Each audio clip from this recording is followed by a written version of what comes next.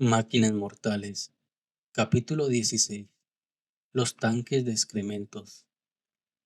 Londres seguía trasladándose, día tras día, triturando el terreno que atravesaba a lo largo de aquel continente, conocido antiguamente como Europa, como si supiera que más adelante encontraría algún premio fantástico por su carrera.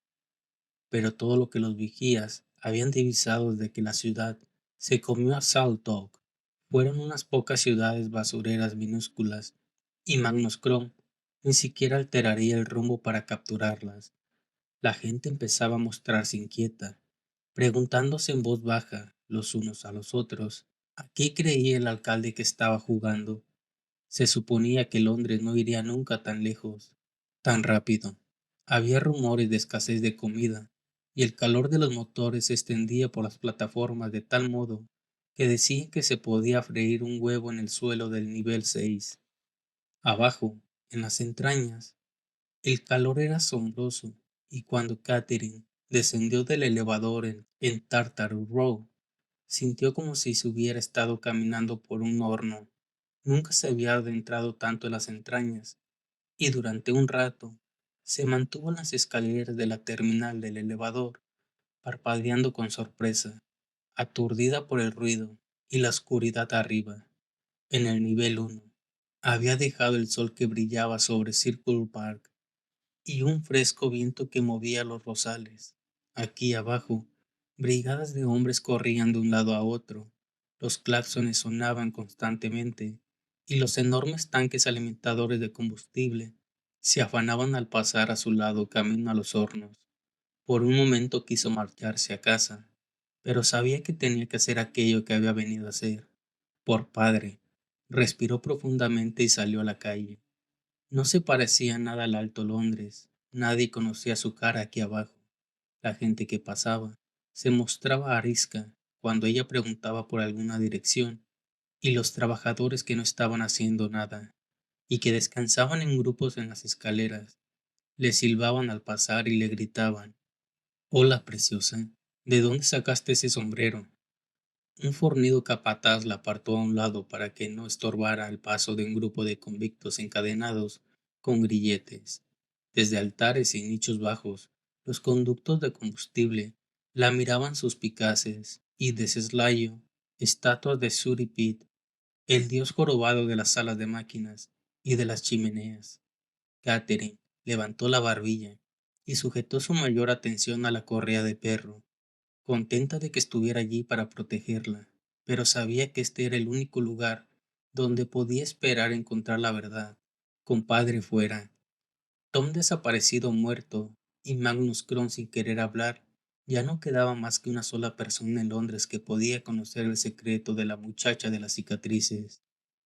Había resultado una dura labor encontrarla, pero, por suerte, el personal del archivo de gremios de salvamentos, fogoneros, recauchutadores y operarios asociados de las entrañas se mostraron encantadísimos de complacer a la hija de Thaddeus Valentine. Si había un aprendiz de ingeniero cerca de los toboganes de la basura aquella noche, dijeron, tenía que haber estado supervisando a los trabajadores convictos, y si había estado supervisando convictos, tenía que haber venido de la prisión experimental de los ingenieros de la entraña profunda. Unas pocas preguntas más y un pequeño soborno a un capataz de las entrañas, y la muchacha consiguió un nombre: aprendiz de ingeniero Pot. Y ahora, casi una semana después de la reunión con el alcalde, iba en camino para poder hablar con él. La prisión de la entraña profunda era un complejo de edificios del tamaño de una pequeña ciudad que se arremangaba alrededor de la base de unos gigantescos pilares. Catherine siguió las señales que indicaban la situación del bloque de administración, un edificio esférico de metal que se elevaba sobre unos caballetes veteados de óxido y que giraban lentamente, de forma que los supervisores pudieran dirigir la vista hacia abajo desde sus ventanas y vigilar los bloques de celdas, los patios del ejercicio y las granjas de bancos de algas que se extendían sin un fin a su alrededor.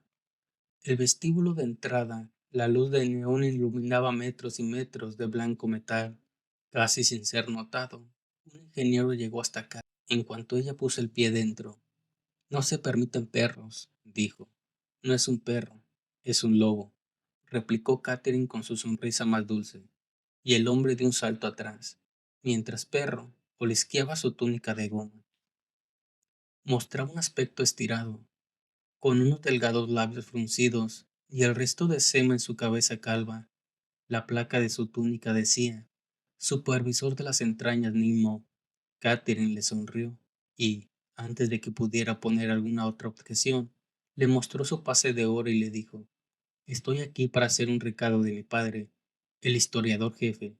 Tengo que ver a uno de sus aprendices, un muchacho llamado Pot. El supervisor Nimmo comenzó a parpadear nervioso y dijo: Pero, pero, vengo directo de la oficina de Magnus Kron, mintió Catherine. Llame a su secretaria si desea comprobarlo.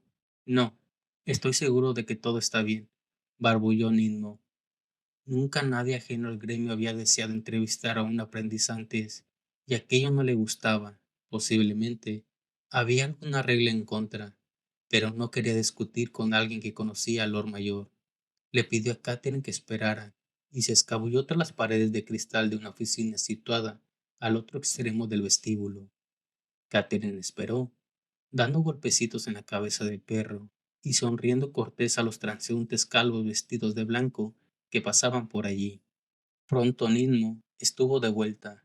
Localicé al aprendiz Pot, anunció. Lo transfirieron a la sección 60. Oh, bien hecho, señor Ninmo, dijo Catherine rebosante de alegría. ¿Lo puede mandar llamar?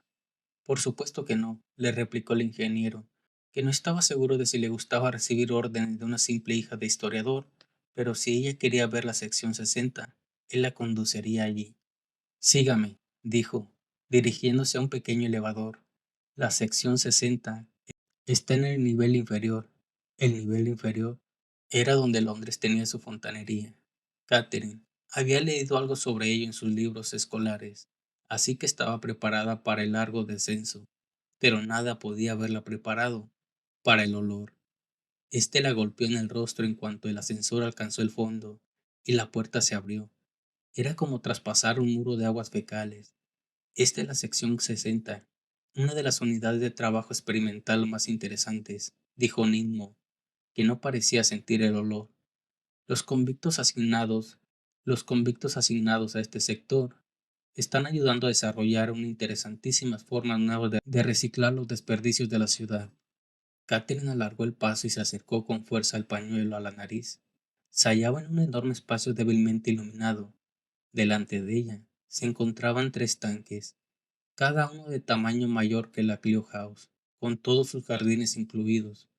Una porquería hedionda, de color entre amarillo y marrón, se escurría hacia los tanques desde un manojo de tubos que llegaban hasta el bajo techo, y la gente, vestida con toscos overoles grises, estaba trabajando allí, metida en los tanques hasta el pecho, desespumando la superficie con rastrillos de largos mangos.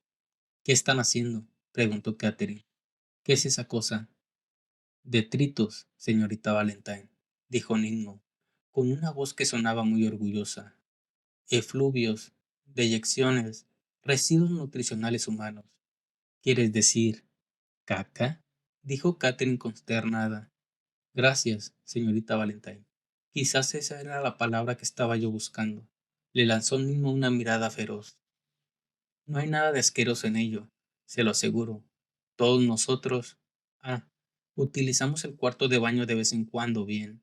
Pues ahora, pues ahora, ya sabe dónde termina su mm, caca.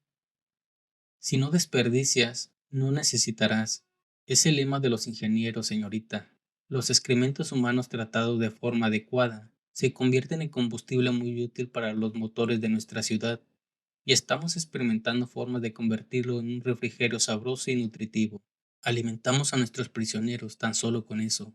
Por desgracia, siguen muriéndose, pero este es únicamente un revés temporal, estoy seguro. Katherine se dirigió a las proximidades del tanque más cercano. Bajé a la región de las sombras, pensó. Oh, Clio, este es el reino de los muertos. Pero ni siquiera la región de las sombras podía ser tan terrible como ese lugar. Aquella pasta líquida se lavaba y colaba, golpeando contra los bordes de los tanques a medida que Londres rodaba por una región de escarpadas colinas. Las moscas zumbaban en espesas nubes bajo el techo abovedado y se posaban en las caras y los cuerpos de los trabajadores. Sus afeitadas cabezas brillaban en la tenue media luz, con los rostros inmóviles y las miradas vacías, mientras retiraban la espesa corteza de la superficie y la transferían a contenedores que otros convictos se llevaban sobre rieles situados a los costados del tanque. Aprendices de ingeniero de rostros sombríos supervisaban, con unos bastones largos y negros en la mano. Solo Perro parecía sentirse feliz. Jalaba la correa moviendo la cola, y de vez en cuando miraba a Catherine, como para agradecerle que lo hubiera llevado a aquel sitio de olores tan interesantes. Peleó con las náuseas, tragando saliva para que la comida no se le viniera a la boca, y volteó hacia Nimmo. Pobre gente, ¿quiénes son? Oh, no se preocupe por ellos, dijo el supervisor. Son convictos, criminales, lo merecen. ¿Qué hicieron? Oh, esto y aquello, hay de todo. Robos, evasión de impuestos, criticar al Lord Mayor. Están muy bien tratados, considerando las circunstancias. Y ahora, veamos si podemos encontrar al aprendiz Pod. Mientras él hablaba, Catherine había estado observando el tanque más cercano. Uno de los hombres que trabajaba en él había dejado de moverse y había abandonado su rastrillo, sujetándose de la cabeza como si le hubiera sobrevenido un mareo. También, ahora un aprendiz se había dado cuenta de ello, y encaramándose al borde del tanque, le dio un puñetazo con un bastón. Chispas azules saltaron donde el bastón lo había tocado, y él se agitó al recibir la sacudida. Profirió un alarido y forcejeó, con torpeza como un caballo empantanado, para hundirse finalmente bajo la vomitada superficie. Otros prisioneros miraban fijamente hacia el lugar donde su compañero se había hundido, demasiado asustados como para acudir en su ayuda. Hagan algo, gritó Catherine jadeante, volteando hacia Ninmo, y parecía no haberse dado cuenta de nada. Otro aprendiz vino corriendo por el borde del tanque, gritando a los prisioneros de abajo que ayudaran a su camarada.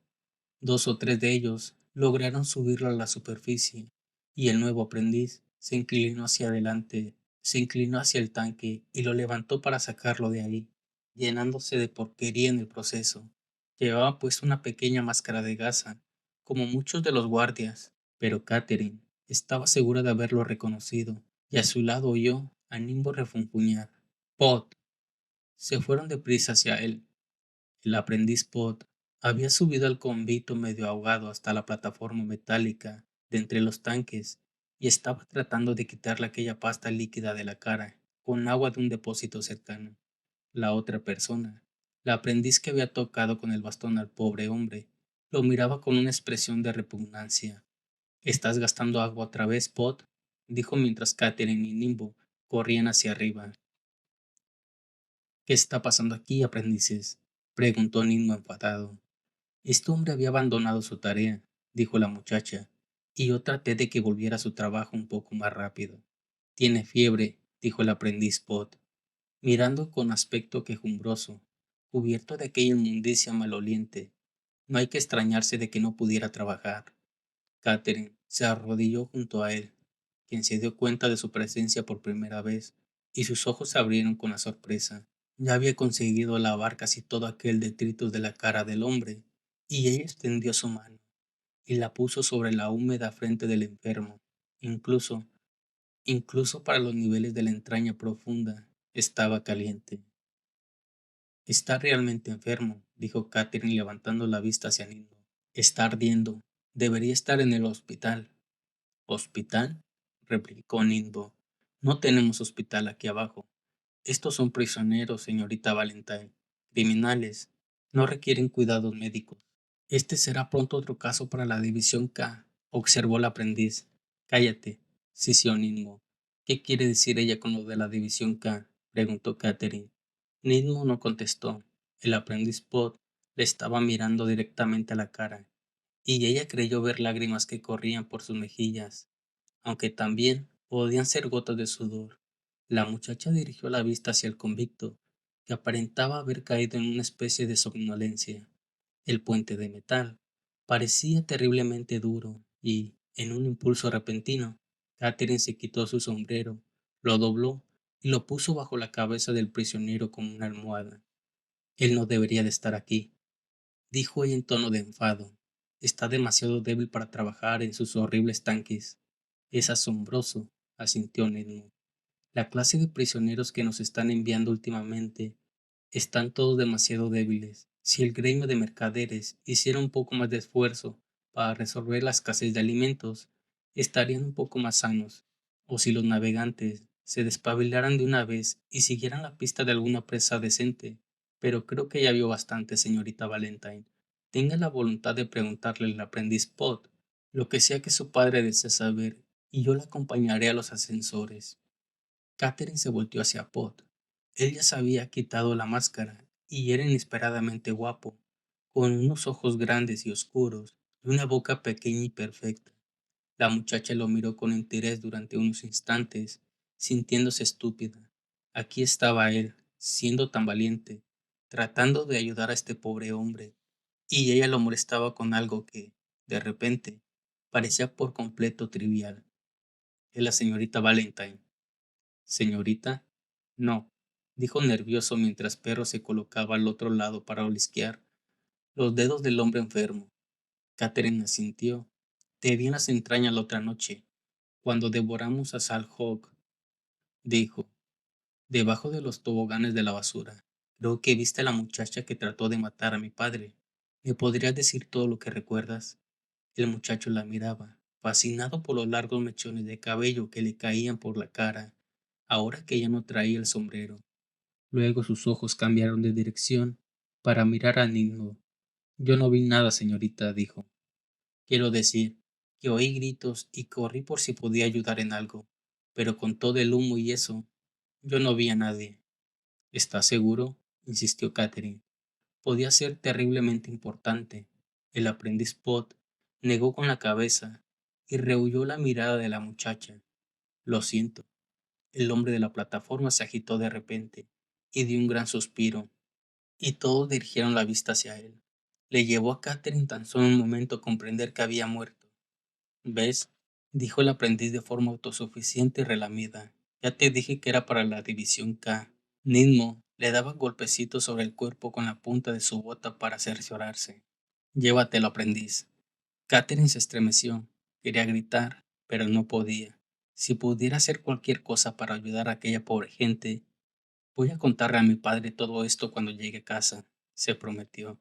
Y cuando se entere de lo que está pasando en este horrible lugar, deseó no haber bajado allí nunca. A su lado, oyó a Pot decir de nuevo, lo siento, señorita Valentine. Y ella no estaba segura de si él lo sentía porque no podía ayudarla o por ella porque había conocido la verdad de cómo era la vida bajo Londres. Ninmo se estaba poniendo nervioso. Señorita Valentine, insisto en que debe usted marcharse. No debería estar aquí. Su padre tendría que haber enviado a un oficial de miembro de su gremio si tiene asuntos con este aprendiz. ¿Qué esperaba el saber del muchacho de todas formas? Ya voy, dijo Catherine, e hizo lo único que podía por el convicto muerto. Se acercó a él y suavemente le cerró los ojos. Lo siento, musitó el aprendiz, mientras la dejaba pasar hacia la salida. Máquinas mortales. Capítulo 17. El suburbio pirata. Muy tarde ya aquella noche, y muy internada en los pantanos de Roadwater, Tom Bridgeville alcanzó finalmente a su presa. La exhausta y pequeña población había cometido el error de caerse en un canal de aguas sucias, y el suburbio la golpeó de costado, sin molestarse en aminorar su atronadora velocidad. El impacto hizo pedazos a la pequeña población, y las astillas empezaron a caer como lluvia sobre las calles del suburbio mientras se detenía, girando en redondo, y regresaba a toda velocidad para tragarse los restos. Comidas sobre ruedas, aullaron los piratas. Desde su jaula en las entrañas del suburbio, Tom y Hester observaban horrorizados cómo los motores de desmantelamiento se ponían a trabajar, desmenuzando la pequeña población hasta reducirla a montones de chatarra, sin siquiera preocuparse por permitir escapar a los supervivientes. Los pocos que consiguieron salir tambaleándose fueron capturados por piratas que los esperaban. Si eran jóvenes y aprovechables, los depositaba en otras pequeñas jaulas, como aquella en la que Tom y Hester habían sido hechos prisioneros. Si no, eran sacrificados allí mismo, y sus cuerpos, añadidos al montón de basura situado en el borde del patio de digestión. Oh, gran Kirke, murmuró Tom, esto es horrible. Están rompiendo todas las reglas de darwinismo municipal. Es un suburbio pirata, Nasworthy, le dijo Hester. ¿Qué esperabas? Reducen a pedazos a su presa tan rápido como pueden y convierten en esclavos a los cautivos para que trabajen en sus salas de máquinas. No malgastan comida ni espacio con gente que sea demasiado débil para trabajar. No es muy diferente de lo que practica tu refinado Londres. Al menos, estos tienen la honradez de llamarse a sí mismos piratas.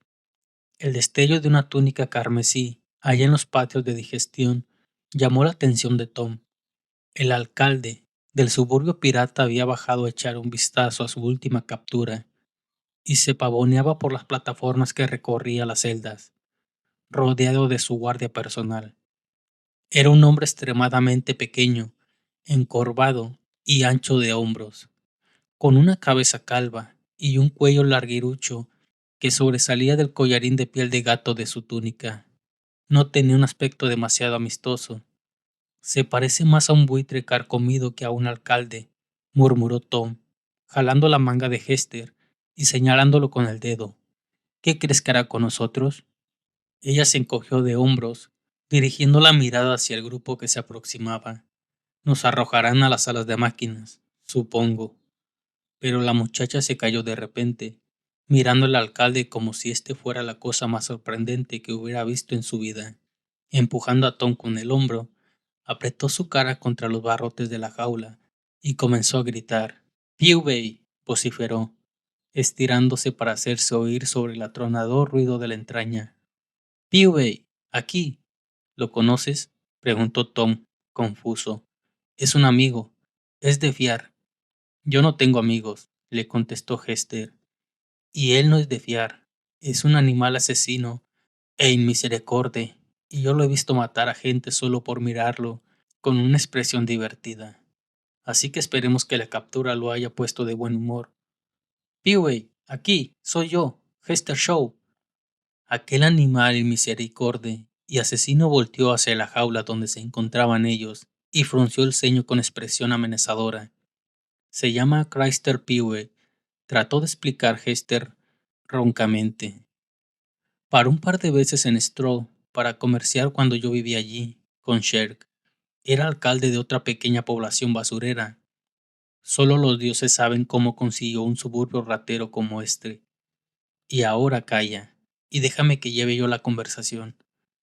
Tom estudió a Chrysler Pewey mientras se acercaba cautelosamente para escudriñar a los cautivos, con los sicarios arracimados detrás.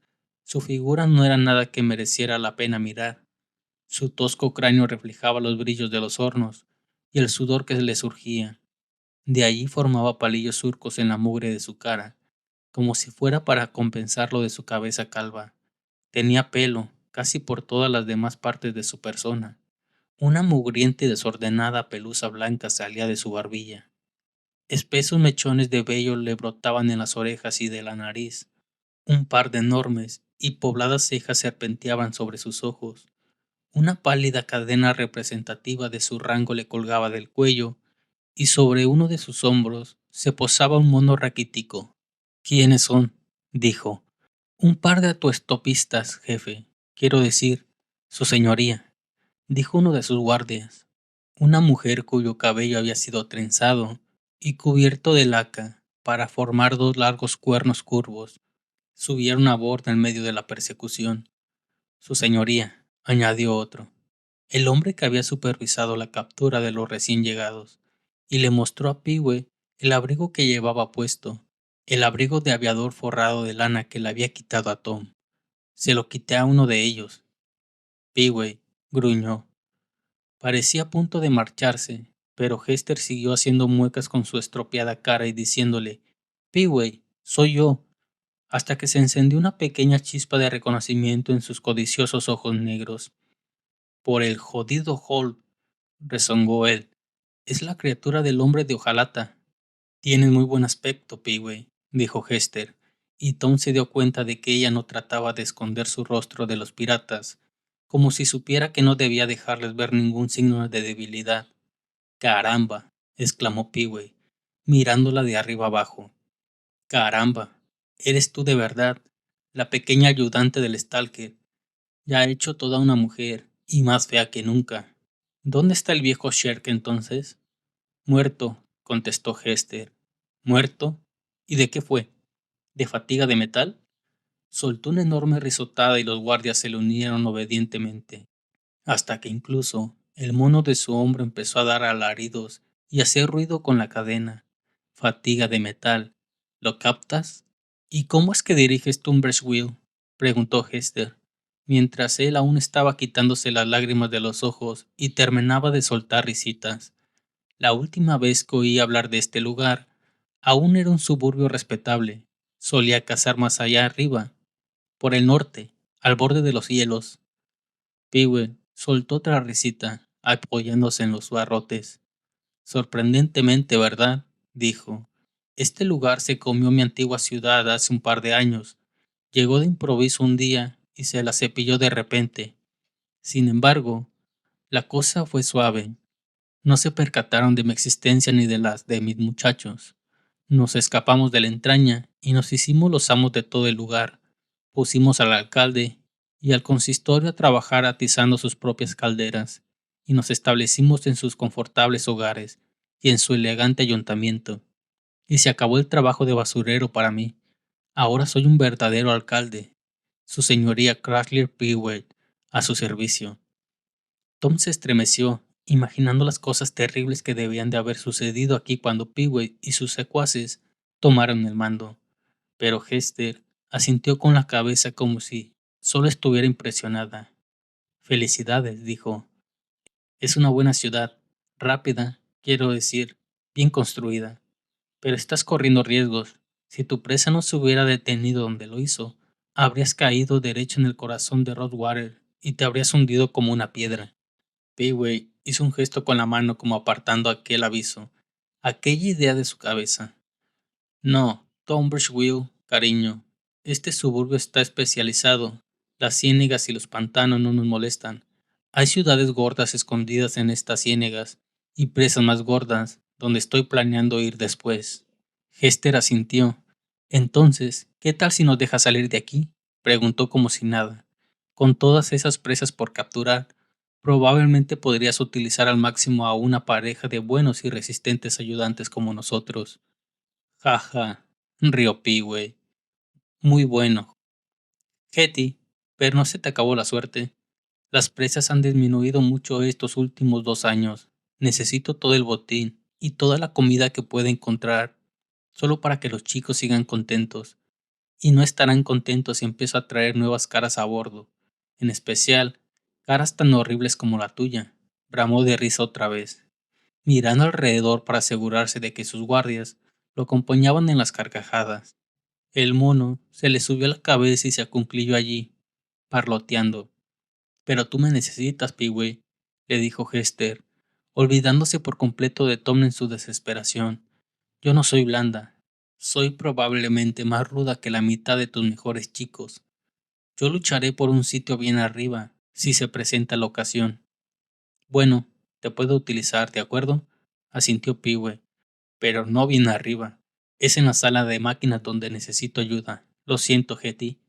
Se volvió y le hizo señas a la mujer de los cuernos. Encadena los Max y llévatelos al foso de los esclavos. Hester se desplomó en el suelo de la jaula. Desesperada, Tom le tocó el hombro, pero ella se encogió sin hacerle ningún caso.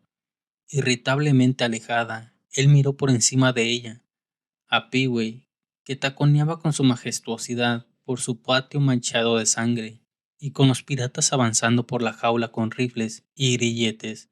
Para su sorpresa, se sentía más enfadado que temeroso. Después de todo lo que ambos habían pasado, se iban a convertir en esclavos al fin y al cabo. No era justo. Antes de enterarse de lo que estaban haciendo, se encontraban erguidos sobre sus pies y aporreando los grasientos barrotes, y con una extraña y débil voz se oyó a sí mismo gritar: «No». Peway giró con sus talones. Sus cejas se elevaban por escarpada frente como tractores de oruga de montaña. «No», gritó Tom otra vez. «Tú la conoces, y ella te pidió ayuda, y tú ni tenías que ayudarla. No eres más que un cobarde, que te comes pequeñas poblaciones, que no pueden escapar, que asesinas al personal y que echas a la gente al foso de los esclavos porque tienes tanto miedo de tus propios hombres que te es imposible ayudar a nadie». Max y los otros guardias levantaron sus armas y miraron a Pew expectantes. Querían que les diera la orden de disparar sobre el experimento prisionero y hacerlos pedazos, pero solo se quedó de pie inmóvil, mirando fijamente, y a continuación volvió a recorrer con lentitud el camino de regreso a la jaula. «¿Qué dijiste?», preguntó. Tom dio un paso atrás. Cuando intentó hablar de nuevo, no le vinieron las palabras a la boca. «Tú eres de Londres, ¿cierto?», dijo Pew. «Reconocería ese acento en cualquier parte. Y tú no eres de los Burgos Bajos tampoco. ¿De qué nivel procedes?» Del 2», tartamudeó Tom. «Del nivel 2». Peway miró a su alrededor hacia sus compañeros. ¿Oyeron eso? Eso es casi el Alto Londres. Eso es. Este tipo es un caballero del Alto Londres. ¿Qué pretendías hacer arrojando a un caballero como este a los calabozos, Max? «Pero tú dijiste», protestó Max. «Nunca te fijes en lo que dije», gritó Peway. «Sácalo de ahí». La mujer de los cuernos empezó a manipular con nerviosismo la cerradura hasta que la puerta quedó abierta, y los otros piratas agarraron a Tom y lo sacaron de la jaula.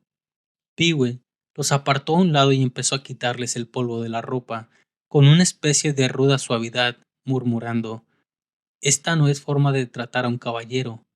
Speiner, devuélvele su abrigo». «¿Qué?», exclamó gritando el pirata que llevaba puesto el abrigo de Tom. «De eso nada». Peway sacó un arma y le disparó, dejándolo muerto. «Dije que le devolviera su abrigo al caballero». Le espectó al cadáver de aspecto asustado, y los otros se apresuraron a quitarle el abrigo y se lo devolvieron a Tom. Peway señaló él a un humeante agujero de la bala en el pecho. «Lo siento por la sangre», dijo completamente en serio. «Estos tipos no tienen educación. Por favor, permíteme disculparme de la forma más humilde por semejante malentendido y darte la bienvenida a mi modesta ciudad. Es un honor tener por fin a un auténtico caballero a bordo. Señor, espero que acepte acompañarme a tomar el té en el ayuntamiento esta tarde». Tom lo miró asombrado. Acababa de darse cuenta de que no lo iban a matar. El té de la tarde era lo último que él podía esperar en aquellas circunstancias. Pero mientras el alcalde pirata empezaba a llevársela afuera, Tom se acordó de Hester, aún encogida en el fondo de la jaula. «No puedo dejarla aquí abajo», dijo. «¿A quién? ¿A Hetty?». Peway parecía perplejo. «Estamos viajando juntos», le explicó Tom. «Ella es mi amiga». «Hay cantidad de chicas en Tunbridgewell», dijo Peway. «Mucho mejores, con narices y todo eso. Sin ir más lejos, mi maravillosa hija estaría encantada de conocerte». «No puedo dejar a Hester atrás», dijo Tom, de forma tan firme como fue capaz, y el alcalde simplemente asintió con la cabeza e hizo gestos a sus hombres para que abrieran la jaula de nuevo. Al principio, Tom pensó que Piwin estaba interesado en lo mismo que la señorita Fang: información acerca de hacia dónde se dirigía Londres y qué era lo que la había llevado hasta el territorio de Casa Central. Pero aunque el alcalde pirata estaba lleno de preguntas sobre la vida de Tom en la ciudad, no parecía que estuviera mucho interés respecto a sus movimientos. Solo se sentía encantado de tener lo que él llamaba un caballero de Alto Londres a bordo de su ciudad. Les dio a Tom y a Hester una visita guiada por el ayuntamiento y les presentó a sus concejales, una banda de tipos rudos con nombres que le cuadraban a la perfección: Jenny Max, Tink Mungo, Starfighter Zip, Pogo Nyers, Zip Risky y Tractiogram Kid. Y se hizo a la hora del té, el momento de la merienda, en sus habitaciones privadas, en una sala llena de tesoros procedentes de saqueos, en la parte alta del ayuntamiento, donde una multitud de niños llorones y llenos de mocos estaban siempre entre los pies de la gente. Su hija mayor, Cortina, trajo el té en delicadas tazas de porcelana y sándwich de pepino en una bandeja de cristal soplado. Era una muchacha apagada y de aspecto aterrorizado, con unos ojos acuosos, y cuando su padre vio que no le había quitado las cortezas al pan de molde de los bocadillos, le dio un golpe por detrás en el cogote. Tomás aquí es de Londres, gritó arrojándole los bocadillos. Él espera cosas elegantes, y tú los tenías que haber cortado en pequeños triángulos. Y añadió quejumbroso volteando hacia Tom. ¿Qué puedo hacer? He tratado de educarla como una dama, pero no quiere aprender. Sin embargo, es una buena chica. A veces la miro y casi deseo no haberla disparado a su mamá. Se limpió la nariz y se enjugó los ojos con un enorme pañuelo que llevaba dibujadas unas calaveras y dos tibias cruzadas, mientras Cortina volvía temblando con bocadillos frescos. La cosa es que, explicó Peewee, mientras comía un bocadillo de pan y pepino. La cosa, Tom, es que yo no quiero ser un pirata toda mi vida. ¿De veras? Dijo Tom. No, contestó Peewee. Mira, Tommy, chico, cuando era un muchacho, yo no tuve las ventajas que tú tienes ahora. Yo no tuve educación ni nada de eso. Y siempre he sido más feo que un pecado. Oh, yo no diría eso, murmuró Tom con cortesía. Yo tuve que mirar por mí mismo en los montones de escombros y en las zanjas, pero siempre supe que un día daría el golpe. Vi Londres una vez, ya sabes, desde la distancia. Creo alguna vez en que salió uno de sus viajes a cualquier lugar. Pensé que era el sitio más bonito que había visto en mi vida, todo lleno de plataformas y niveles, y las blancas villas allá arriba, en la parte más alta, brillando al sol. Y luego me enteré de que había gente rica viviendo allí, y decidí que era la manera en la que yo quiero vivir, con elegancia, con fiestas en el jardín, viajes, salidas al teatro y todo eso. Así que me hice basurero, y luego conseguí una pequeña ciudad para mí solo, y ahora tengo una mayor. Se inclinó confidencialmente hacia Tom. Pero lo que quiero en realidad es ser respetable. Sí, sí, claro está. Tom mostró su acuerdo, echando una mirada a Hester. Mira, lo que tengo en mente es esto, continuó Peewee. Si este viaje de casa sale como espero, Tunbridgeville va a ser pronto muy rica. Rica de veras. Me encanta este suburbio, Tom. Quiero verlo crecer. Quiero tener un verdadero nivel alto, con parques y mansiones, y sin que se permitan tipos barriobajeros, y con los elevadores subiendo y bajando. Quiero que Tunbridgeville se convierta en una ciudad, una verdadera gran ciudad, conmigo como Lord Mayor. Y algunos piensan que puedo conseguirlo. Y tú, Tommy, quiero que tú me digas cómo debería ser una ciudad y que me enseñes cómo ser educado, etiqueta y cosas por el estilo. Así podré codearme con otros alcaldes y no se reirán a mis espaldas, y a todos mis chicos también. Todos viven como cerdos en estos momentos, así que, ¿qué me dices? ¿Nos convertirás en caballeros? Tom lo miró con sorpresa, recordando los duros rostros de la banda de Peewit y preguntándose qué haría él si él empezara a decirles que se abrieran las puertas los unos a los otros y que no masticaran con la boca abierta. No sabía qué contestar, pero al final Hester lo hizo por él. Fue un día de suerte para ti el día que Tom subió a bordo, le dijo al alcalde. Es un experto en etiqueta. Es la persona más cortés que conozco.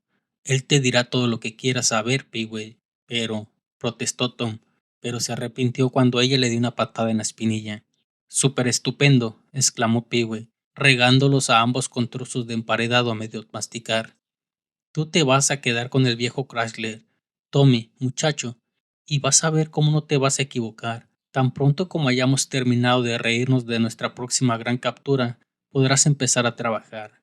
Nos están esperando en el extremo final de estos pantanos. Deberíamos llegar hasta allá al final de la semana. Tom sorbió un poco de té. Con el ojo de su mente vio de nuevo el gran mapa del territorio de caza, la amplia extensión de los pantanos de Rottwater y más allá. Al otro lado de los pantanos, dijo. Pero si al otro lado de los pantanos no hay nada, más que el mar, de Kazakh. Tranquilízate, Tommy, muchacho, exclamó Chrysler Peway. No te lo dije. Tom Birchwill está especializada. Espera y lo verás. La mar de bien. ¿La mar de bien? ¿Lo captas? Espera y... La mar de bien. Ja, ja, ja, ja. Y mientras le daba a Tom una enorme palmada en la espalda, se tragó el té, con el dedo meñique delicadamente levantado.